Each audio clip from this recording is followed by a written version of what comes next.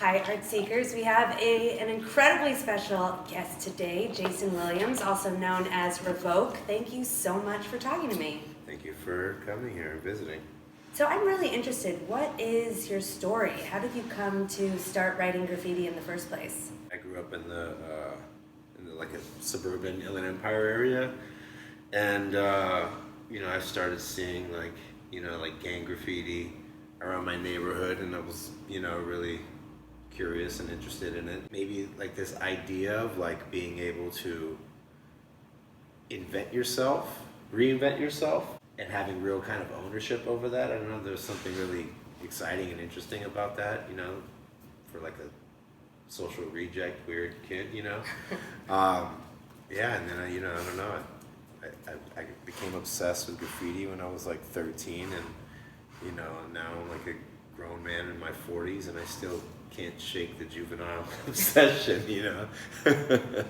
Well, speaking about this identity that you're crafting, how did you come up with the moniker REVOK? And a follow-up question to that, I think it's really beautiful what you do, and you add to the streets in so many different ways and add to the visual lexicon of aesthetics, and revoke means to take away. And so I think that there's a little bit of tension there, and just interested how you came up with that.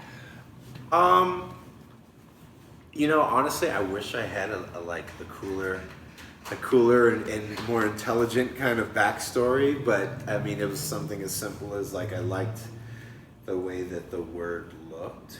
I liked the way that it felt when I wrote it. I liked that it was like 5 letters and then kind of like anchored down with this like V, and kind of balanced out 2 halves that were not quite symmetrical, but like semi-symmetrical. And I don't know, it just it sounded good and it felt good, and I liked the letters. And graffiti, first and foremost, is just like an obsession with letters and typography. I'm also really interested in when you do non-objective work on the streets, because there isn't a lot of abstracted street art or graffiti. And how did you come to that, your signature geometric compositions?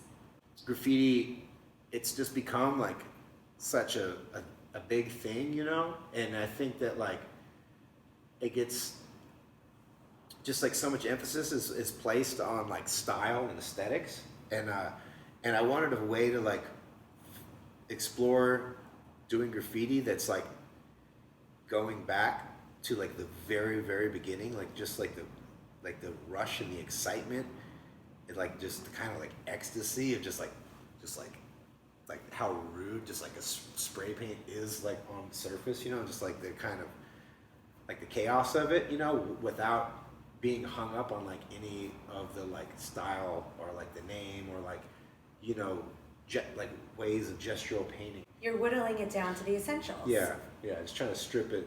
And like with like traditional graffiti, that was never like my strong suit. Like I was always like more like layer it, build it up, like do more and more, like just doing like a really simplified, stripped down approach to graffiti was never my kind of thing. And then maybe in some ways it's like like trying to deconstruct it like even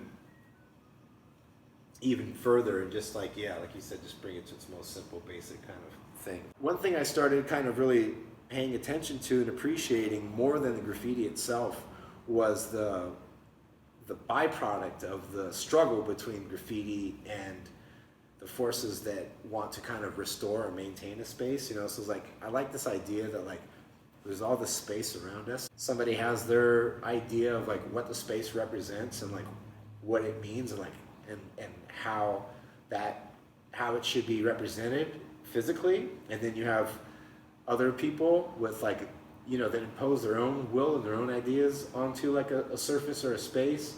And then like all of this other stuff that happens too, just like by circumstance, just like, cars crashing into a wall, or, smog building up on like palm fronds, and like it kind of draping and hanging, and just like the wind, blowing it back and forth. And it just kind of like making these gestural marks that build up on the surface over like years of like freeway smog. I just like watching all these like weird little things play out in public space, and how they kind of are constantly in competition with one another. Ultimately, what ends up happening is like this like kind of harmony where like there's remnants of like both ideas, and you see like this the visual language that's left behind of these like two things kind of at odds with one another. And I started, so just like graffiti, like seeing it getting paint over, and like, you know, like a beige wall that's like been repainted 200 times, and it's like got 70 different color, like tones of like pink, beige, white, and gray, all like, you know, each one maybe like 10 or 15%, you know, darker and lighter tones from one another, but just like built up over and over and over with these like little bits of like, you know, like a fire extinguisher popping out underneath or whatever. And like I started noticing this happening in the space, and like eventually I stopped taking pictures of graffiti and started taking pictures of this. It started seeming way more interesting to me. Is there an accomplishment that you are proudest of?